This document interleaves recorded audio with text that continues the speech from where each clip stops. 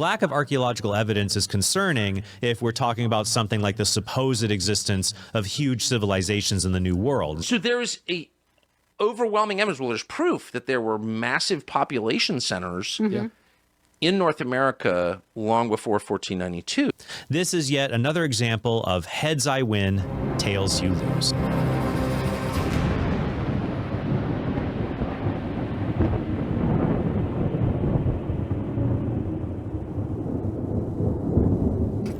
Do you guys ever do that thing where you look at something that's so funny or that's so out of whack or so this person should not have posted this, usually in your family, right? And you call your wife and you're like, honey, you got to see this. This is hilarious. I just want to see your reaction. Well, that's what we're doing today. Courtesy of our good friend Trent Horn, who the Book of Mormon is just living rent-free in his head. Check this out. Further, there had never been any archaeologic evidence of Jesus Christ that had ever been discovered. So what?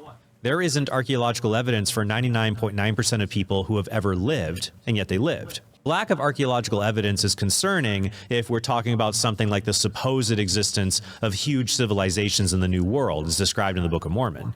But this is typical for single individuals who are not famous rulers. There wasn't even archaeological evidence for Pontius Pilate until the Pilate stone, if we're talking about something like the supposed invention. Why would he mention that?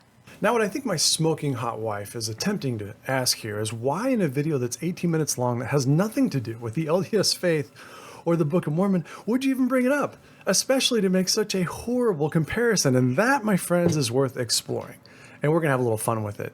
It tells us a lot about implicit bias, rationalization, and our ability to ignore mountains of evidence to protect the narrative we've crafted for ourselves. On we go.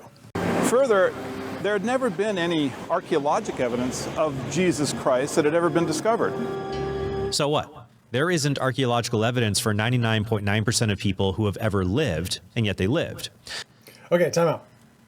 If that's true, why do we believe in Jesus? That's a question I'm asking you. I'm putting you on the spot. There's no evidence for Jesus, so what? I mean, this is the atheist argument. Right. That doesn't exist. And Trent's saying, well, so what? Doesn't matter. Right. No big deal. He still believes in Jesus. We don't care if there's no evidence or not. Doesn't matter. 99.9% of people have no evidence they ever lived. Except when so if we use that standard and we have other ways of finding out if things are true, when does this principle not apply? Lack of archaeological evidence is concerning if we're talking about something like the supposed existence of huge civilizations in the New World, as described in the Book of Mormon. How does that make sense? I think what he's saying is if it's something he doesn't believe in, then it's concerning if there's no evidence. If it's something he does believe in, then it doesn't matter. So what? Is that what I'm hearing? Am I hearing this wrong? Yeah, no. It strikes me. He sounds like the mainstream. It's like listening to The View when they want something, when something bad happens on their side, they just kind of smooth over it, or they always have an excuse. Whoopi Goldberg said, hey, there's a big difference there, honey. It's not a lie, but let's just call it something else but because it hurts her. So you're talking about the mainstream media has a way of rationalizing certain positions if it makes them look bad. Yeah, right. So would it surprise you if I told you this gentleman has a book called When Protestants Argue Like Atheists? Yeah.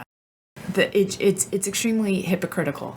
So what? There isn't archaeological evidence. So if an atheist says, hey, there is no evidence that Jesus Christ ever lived, so what? We don't need evidence. The only time we need evidence is when it's this thing that I definitely don't believe in. The lack of archaeological evidence is concerning if we're talking about something like the supposed existence of huge civilizations in the New World, as described in the Book of Mormon. Okay, so the Book of Mormon. When was the Book of Mormon translated?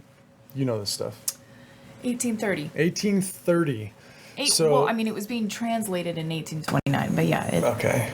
But if I just say, is there any evidence of ancient civilizations in the American continent with millions of people living in them? Let's just say I've never heard this before, and I'm like, this guy Trent seems pretty sure that evidence does not exist. Okay.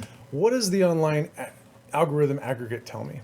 Yes, there is substantial evidence of ancient civilizations in the Americas that supported populations in the millions. Wait a minute. There is evidence? Did you know this? That's hilarious. Yeah. Did you know this? Yeah. I didn't know this. All right, well, hold on. If I was arguing like an atheist and I said, well, this evidence doesn't suit me, I'm going to ignore this evidence. Right. Archaeological, historical, and ecological studies reveal that complex societies thrived across the continents long before European contact. You can really go into the weeds by this. So let's just say that you're willing to accept an atheist proposition that there's no evidence of Jesus Christ. Are there any scholars, secular or otherwise, that actually believe there's evidence of the things that are written in the Book of Mormon? Because they wouldn't have a religious motive to say there were, right? Right. It just keeps going and going. Yeah, I mean, and going. Well, also, Like hold on. These are scholars that live today, 800 to 1600 Common Era. Mm-hmm. So this would be just post Book of Mormon, right? 100 to 1600 Christian Era. That would overlap. Yep. The Book of Mormon timeline. 1000 before Christian Era to 500 Christian Era. That would pretty much completely align with the Book of Mormon culture. And this is my question: which prominent secular scholars, non-religious? I don't want them to be biased. I want people who Trent feels like are not pushing this hurtful and destructive narrative. Yeah, this Mormon agenda that there's somehow evidence that no one knows about. Do they accept there were millions of people living in the American continent? Because if there's not, then he's right. There's no evidence for it at all. And so here are some names: Michael Coe, Charles Mann, Betty Meggers, William Bally, Eduardo Neves, William Denovan, Henry Dobbins, Brian S. Bauer, Jared Diamond, Alfred Crosby, David Stannard. And here's the thing, key estimates. They think that in South America there were 30 to 40, Mesoamerica 20 to 25 million, and North America 10 to 20. So all in all, somewhere between 60 and almost 100 million people that they know of that were probably in the American side, the New World, the place where Trent says there's no evidence that there were civilizations. None with millions of whatsoever. people. None. Lack of archaeological evidence is concerning if we're talking about something like the supposed existence of huge civilizations in the New World. What are these people reading? You named off what? 10 or 12? Yeah, but Scholars? none of these say that it's because they read the Book of Mormon. I'm confused where these people are getting this from. Professors of prestigious universities, and they're just making this stuff up. Look at this. North America, William Denovan, his field is geography. In the Pristine Myth, he says the pre-contract population of 54 million across the Americas, with 4 million in North America alone. In anthropology, Mr. Dobbins says that 10 to 12 million were in North America and 90 to 112 million across the continents. Now, here's something that's interesting also. Am I boring you with this? No. I don't know. We should email Trent and tell him, like, hey, you people might want to know this. Might be It important. wasn't very hard to find, by the way. But also, there's pretty basic stuff. If we all agree there's no evidence of Jesus, we're wasting our time here anyway. Atheists would argue that this is all a waste of our time. So here's something. You just go into LiDAR, and there's some really good pictures of this I can show you on the websites where you can see these incredible things that they're finding just in the last few years in America that they didn't know were there.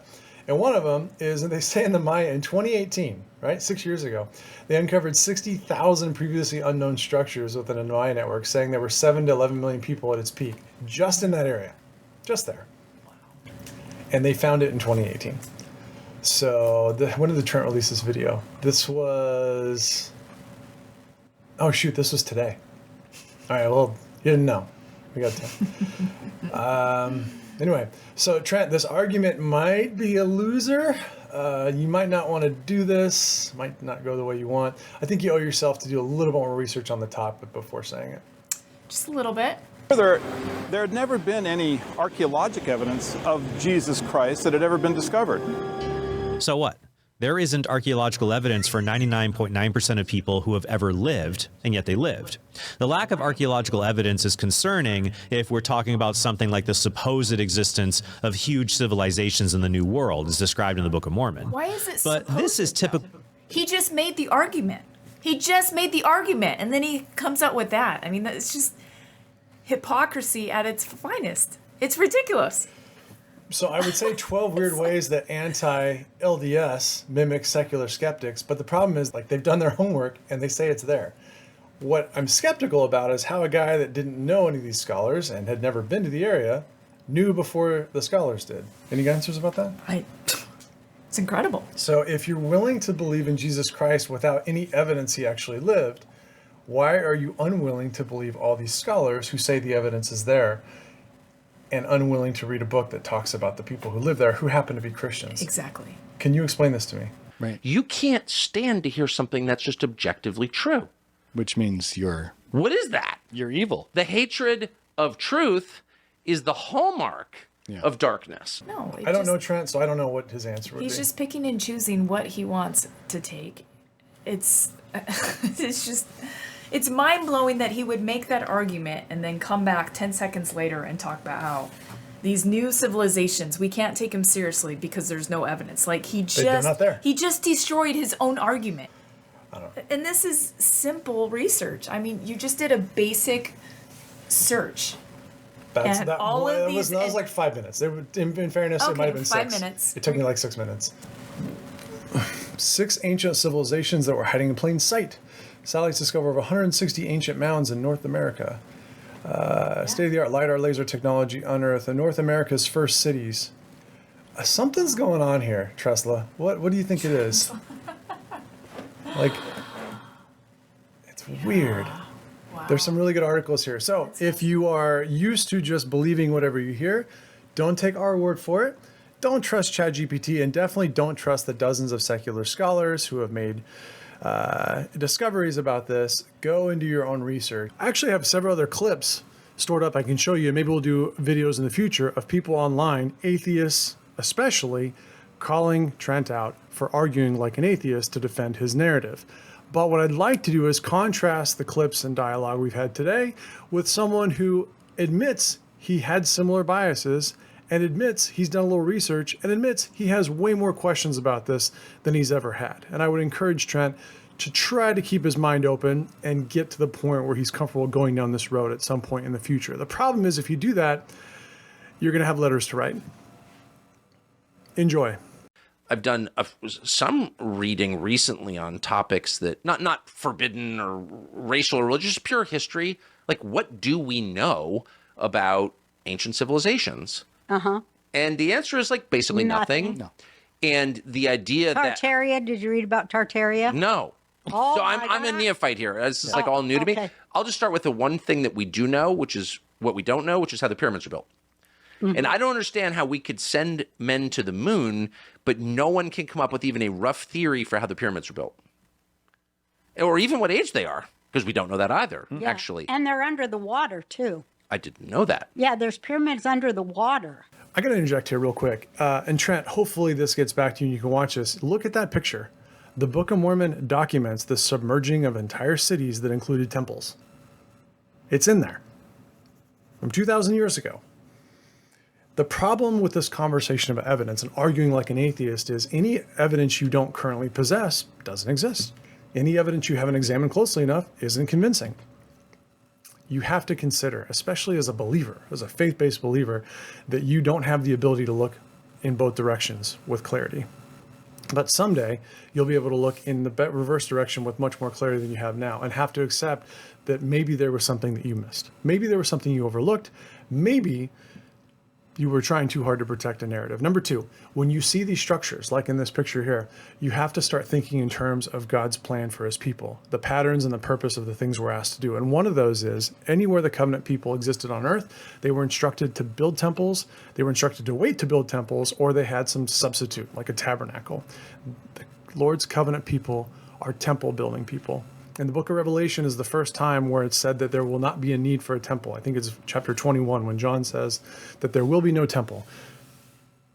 And the Father and Son will be there, and the Son will be the lamp thereof. It's really fascinating stuff because he's declaring at that time that the preparation stage, which the temple facilitates, is over. And now you're actually in the presence of God. So when they find all these ancient civilizations, and they all have these similar buildings, from pyramids to Stonehenge to this picture underwater, there's a temple there, to the mounds you're going to see here in a little bit. Why are they all doing the same thing? Why are these people who don't know each other, who don't speak to each other, who don't have the internet, building similar structures? And there's two reasons. One, they were told to build them because they had prophets and priesthood authority and they were participating in ordinances that brought them near to God. Or two, they were apostates mimicking that process and usurping authority for themselves to do it their own way, which is the same thing we see in modern times and will continue to see until the return of Christ. But why, can I ask you this, since you know much more of this than I, but why is there such institutional resistance to acknowledging that we don't know certain things? Here in North America, Yeah. there are certain archaeological ruins, say in the state of Missouri, they were not built by the descendants of the current American Indians, we know that are, one of them's a mile long. Yeah. A mile long. In Missouri now. Yeah. There's almost nothing like I've never learned any of this in school. It's all totally real. Look it up. It's on Wikipedia, which is the most CIA-controlled Yeah. information source in the world. What does it look like? It's a mound. It's a tell, but 50 feet high or something. I'm guessing. Oh, on they're that, finding but- stuff all over. We have Jimmy Corsetti coming on. He finds stuff all over. So there's a overwhelming evidence. Well, there's proof that there were massive population centers in North America long before 1492. I call that unlikely, to say the least. So what? Yeah. All I'm saying, the only thing we know Well, for the certain. Mormons have the Book of Mormon. They say that was Yes. the history of those Well, people. the 10 lost tribes of Israel came to Right. the United States, Across and the Bering I've Strait. certainly spent a lot of my life making fun of that, but I'm going to stop. Yeah, but who knows what? Well, that's exactly right. But I think that somebody or some group of somebodies, they know how stuff works and they got it all. But why is no one interested in it? I don't understand why this isn't like the most. No, people are interested, but there's no way they can find it because. But if you're NBC News, like, information- why don't you do this like a nightly segment on like all the mysteries of history? Because they're Can I ask a question real quick to you? Is it within the realm of possibility that this movement that we're fighting now is actually satanic? what do you you thought- mean in the realm of possibility? Well, exactly. What's not satanic is like the Sicilian mafia. Right. They pimp out women, they loan shark, they sell heroin, but they do it because they want to get a bigger house in Far Rockaway. I get Right. it. It's money. It It's makes money. sense. It's totally. Yeah. It's a commercial transaction. It hurts people. It's bad. It's illegal, but it's explicable. Right. I understand that. Yes. What we're seeing now is not explicable. It's not. Why would a billionaire do? You have $1 billion. You can't spend it all. Right. It's much deeper than that. Right. And why would you hate things that are true that don't affect you? Right. You can't stand to hear something that's just objectively true.